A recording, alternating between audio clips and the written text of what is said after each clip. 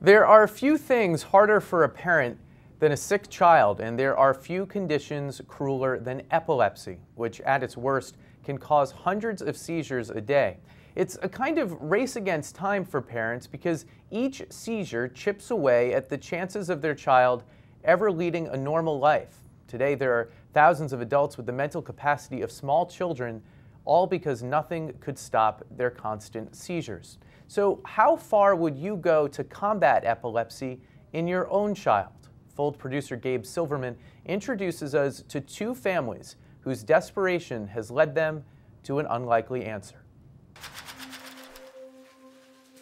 In high school, I had a dream that I had a disabled daughter, and she was in a wheelchair, and I took her up on the rooftop and I was showing her all the stars, and it was a very intimate moment, me and my daughter. She had dark hair, and she was in a wheelchair. That was the two most distinct things. This is Emily, the girl of Joe's dreams. Here she is at her best, smiling and playing with her father. And this is Emily at her darkest moments, her body convulsing and jackknifing with uncontrollable seizures. That was her first bath. The months after Emily's birth were relatively normal. She seemed to be a healthy baby. But all that changed when Erica and Joe Rollins brought Emily to the doctor for a routine checkup. She did one of her little jerking spells for the pediatrician, and he knew immediately what it was, and he was very calm, but you could see the panic in his eyes, and he stuck his head outside the door and told his nurses to call 911. Emily was diagnosed with infantile spasms, a condition that can cause dozens, even hundreds of seizures a day. We kept a daily journal, and we would just do little dash marks for her seizures. On the worst days, 300-400 seizures a day easily. Those days we'd have to flip a page and start a second page for one day. Erica and Joe say it's a race against time. Without controlling her seizures, Emily's development can be set back even further. She's already bound to a wheelchair, and although she has strong limbs, she can't even hold up her own head. She gets these both twice a day. It doesn't help much.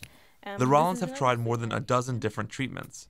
None seemed to work long term, and each came with a significant price tag. Along with doctor bills and medical equipment, the cost to treat Emily became too much. We went from being the picture-perfect family minus the white picket fence to having to be on food stamps and needing to file bankruptcy. And it's all because of this diagnosis. Joe and Erica were at their wits' end when they heard about a controversial yet seemingly effective drug that helps children control their seizures. Medical marijuana.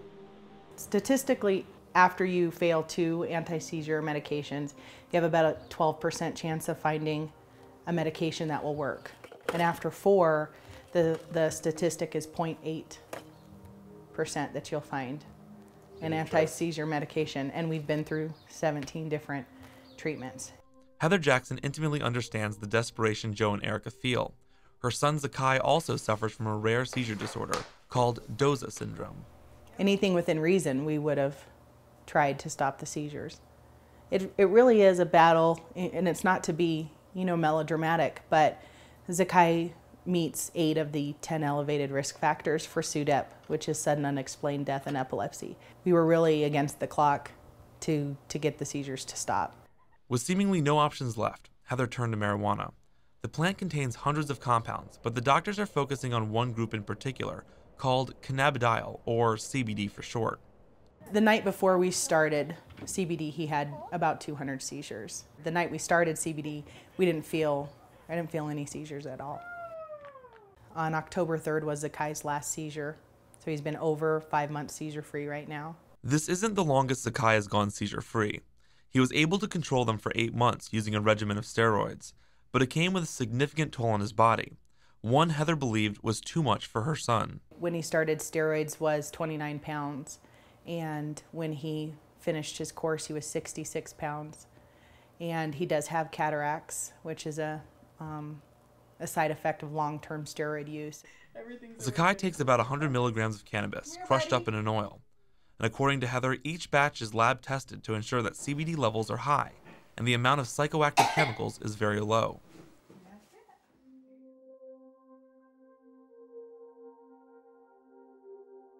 To see where Zakai's treatment is cultivated, we drove an hour west into the mountains to meet the growers. We're helping about 30 kids right now with epilepsy, with a waiting list of probably about 200, and more added every day. For decades, growers have tried raising the level of THC. It's the recreational chemical that the drug is known for. But now, growers like Josh Stanley are trying to breed up the cannabidiol compounds while limiting the plant's psychoactive potency. What we're really doing is we're taking cannabidiol or CBD and we're flipping the switch on it. Instead of focusing on the high THC, we're turning it around and focusing on high CBD and focusing on the high medical values and medical benefits with non-psychoactive effects, which means that not even enough to get an ant stoned. Josh Stanley and his brothers are one of the many growers in Colorado taking advantage of what's been called the green rush. And while they have many dispensaries, they also operate Realm of Caring, an organization that tries to help children like Zakai and Emily by breeding plants tailored to their needs. It's a practice that's time-consuming and not terribly exact. How do we do clinical studies? Is this all tested in an FDA, DEA-approved laboratory? And the answer to that is sadly no. We wish it were. We wish we had those capabilities. We wish we knew why it worked so well, but we don't. This is all anecdotal evidence, but I'd say pretty strong anecdotal evidence. Doctors and growers seem to be stumped as to why CBD works. Some research suggests that using CBD controls seizures.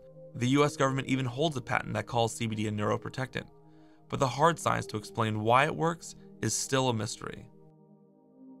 Well, we know that CBD is not psychoactive. We know that it apparently remarkable in its ability to act as a neurostabilizer. We know that it is a powerful anti-inflammatory. Dr. Shackelford has used cannabis to treat a handful of children with severe seizure disorders. He's the physician that the Rollins have turned to help guide them through the process. And in Colorado, anyone under 18 requires 2 physicians to evaluate them.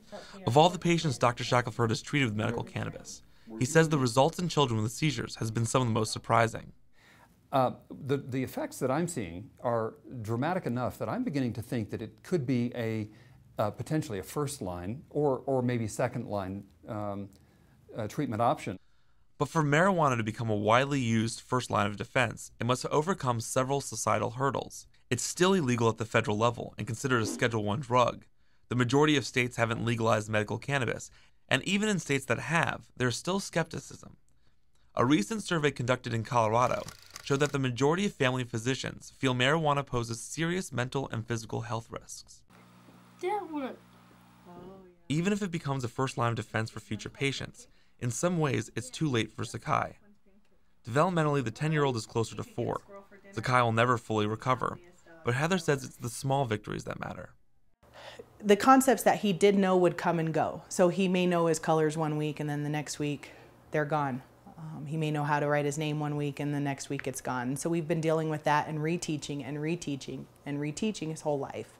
And no, he wasn't toilet trained prior to starting. So we had a 9-year-old who is still in pull-ups, all the time, and trying to teach him his colors and trying to teach him his name. And now he is toileting while he's awake, and he knows his colors. He's learned how to write his name. He's having some letter recognition and some number recognition, so the future's really bright. But that hasn't stopped Heather from asking what if. What if there wasn't a stigma surrounding the drug, and what if they had tried it sooner? If we could have stopped them sooner, 500,000 seizures ago, his life would look totally different. Colorado has seen a boom in medical use of cannabis. Of the 100,000 plus patients, under 40 of them are minors. But that number is set to tick up higher as parents move to Colorado to treat their children. We don't want to do anything illegally. And so to do it legally and through the right channels, we had to move 1,100 miles from home and leave everything that we've ever known. Joe and Erica are originally from Indiana, where medical marijuana is still against the law. We left every bit of it behind, just in a chance, just at a whim to try to save our daughter. About 6 months ago, before we came out here, I had another dream that my daughter was cured by something that was natural.